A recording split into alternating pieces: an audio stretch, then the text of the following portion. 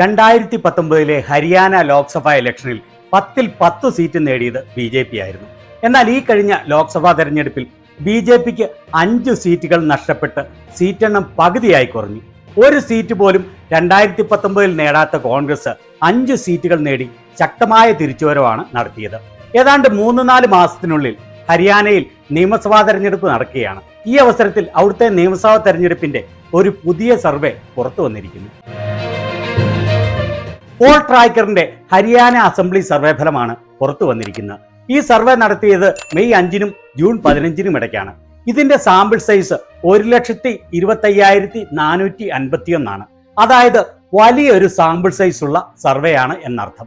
ഇവരുടെ സർവേ അനുസരിച്ച് 90 സീറ്റുകളുള്ള ഹരിയാനയിൽ ഇപ്പോൾ തെരഞ്ഞെടുപ്പ് നടന്നാൽ കോൺഗ്രസിന് 49 മുതൽ 59 സീറ്റുകൾ വരെ, നിലവിലെ ഭരണകക്ഷിയായ BJPക്ക് വെറും 19 മുതൽ 25 സീറ്റ് വരെ, JJPക്ക് 3 മുതൽ 5 വരെ, ആം ആദ്മി പാർട്ടിക്ക് 0 മുതൽ 1 വരെ, മറ്റുള്ളവർക്ക് 3 മുതൽ 6 വരെ സീറ്റ് എന്നിങ്ങനെയാണ് ലഭിക്കുക.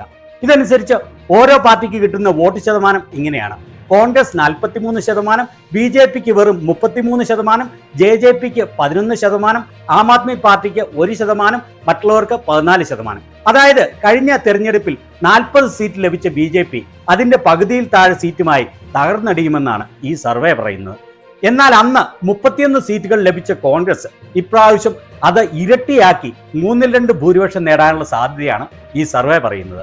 ഈ കഴിഞ്ഞ ലോക്സഭാ തെരഞ്ഞെടുപ്പിൽ ഇന്ത്യ സഖ്യത്തിന് 47.61%, BJPക്ക് 46.11% വോട്ടുകളാണ് ലഭിച്ചത്. അതുപോലെ തന്നെ 2 ലോക്സഭാ സീറ്റുകൾ ചെറിയ ഭൂരിപക്ഷത്തിനാണ് ഇന്ത്യ മുന്നണിക്ക് നഷ്ടപ്പെട്ടത്. ലോക്സഭാ തെരഞ്ഞെടുപ്പ് നടന്നുകൊണ്ടിരിക്കുമ്പോഴാണ് ഈ സർവേയുടെ ഭൂരിഭാഗവും നടത്തിയത്.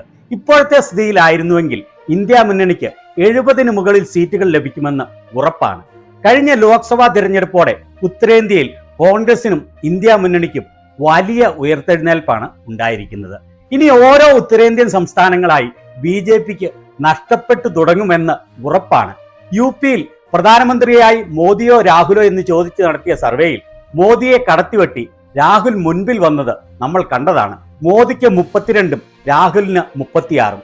ഇപ്പോൾ ഇന്ത്യയിലെ ഏറ്റവും ജനപിന്തുണയുള്ള നേതാവായി രാഹുൽ ഗാന്ധി വളർന്നിരിക്കുകയാണ്.